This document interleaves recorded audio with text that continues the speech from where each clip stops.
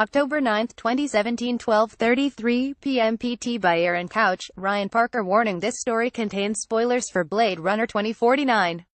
Blade Runner 2049 was one of the most anticipated films of the year, the sequel fans of the 1982 original have been waiting decades for. After it received stellar reviews, it appeared the film would be a home run, yet the $150 million tentpole underwhelmed at the domestic box office with $32 million, $82 million so far worldwide, and has divided fans more than any other blockbuster this year.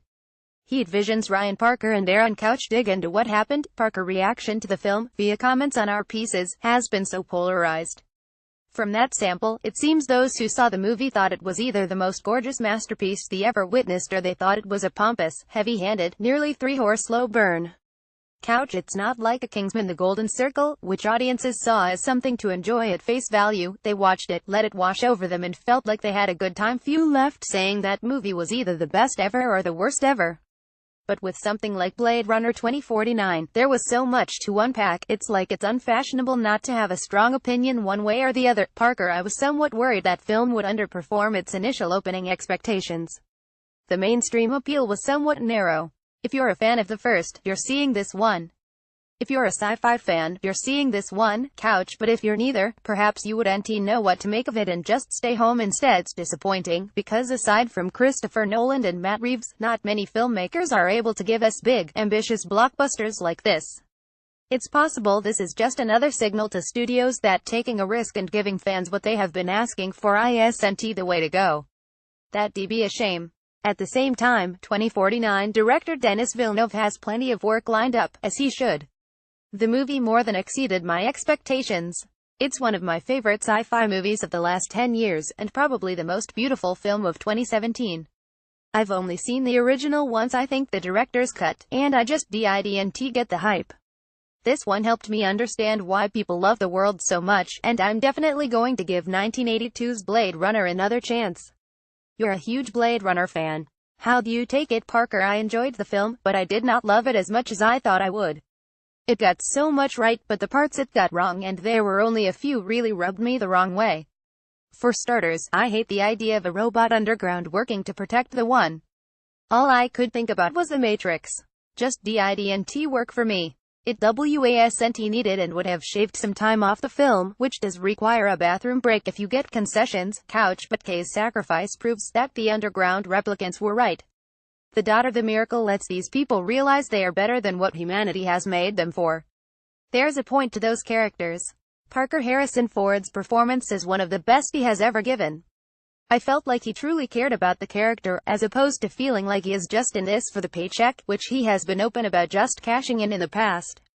When Deckard listened to audio of himself interviewing Rachel from the first film, Ford's reaction performance was magnificent. It was touching to see him be so damn good. I think fans have become a little cynical to him revisiting these characters at an older age, but he was brilliant here.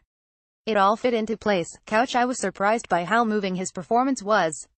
This wasn't Harrison Ford. This was a character.